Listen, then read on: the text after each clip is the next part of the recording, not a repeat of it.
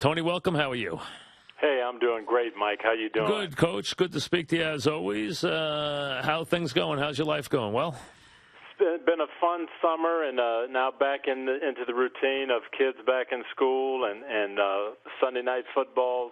Looking forward to the fall. Yeah, interesting. Tony, the headline this year is the young quarterbacks and their maturation. Two of them this Sunday night in the NBC Sunday night game as they go forward, Kaepernick and Wilson. You can throw, obviously, Luck in there. We saw RG3 the other night coming back from his injury. What is the key in your mind for these guys in their second year? I mean, can we expect the same success? Should we look for sophomore jinx? What do you expect out of that group after such a sensational start last year? Well, they were great last year, and the sophomore jinx does come because people study them. They have an off season to look at them, to gear up for what they do well. I think many of these guys caught people by surprise, Kaepernick and Russell Wilson especially. But what you saw this first week, boy, I was impressed. Kaepernick threw from the pocket. Green Bay said, we're going to take away the running game, keep you boxed in there, and he beat him from the pocket. Russell Wilson went on the road and played against a fired-up defense and held his own and did well and got his team a road win. So I just think these guys are blossoming. They're going to continue to get better and better, and this quarterback class, I think, is going to be something special. Now, do you think Seattle has made the leap to where they are on a par now with San Francisco? I don't know. What they have to do is be consistent winning on the road. They're great at home. They've got that home crowd, the noise.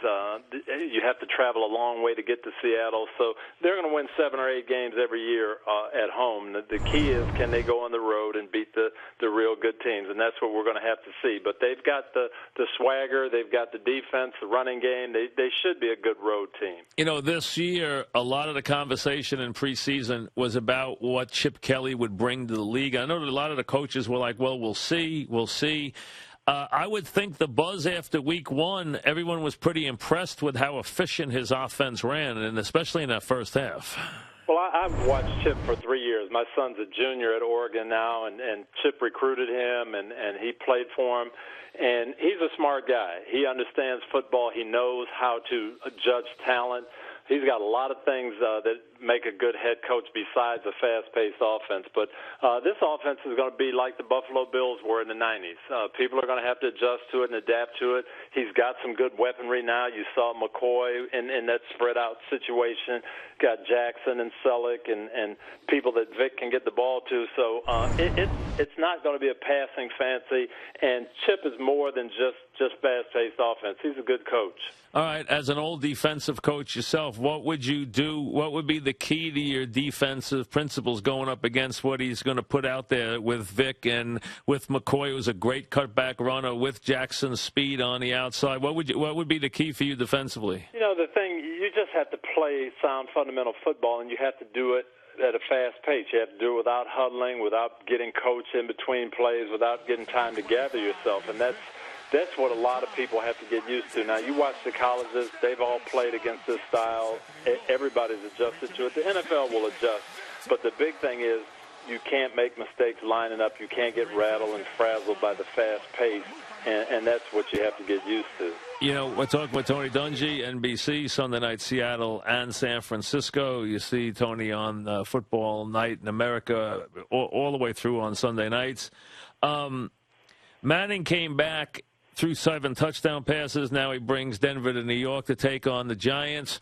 And now, interestingly, both Eli and even the rest of the family have stated, and especially Archie, that they were worried that Peyton wasn't going to make it back, that they were worried that maybe he was coming to the end, and that they're surprised how well he's come back. Were you, knowing him as well as you do, were you surprised he's able to make the great comeback? Were you surprised that considering the injuries and how serious they were, that he's been able to come full circle?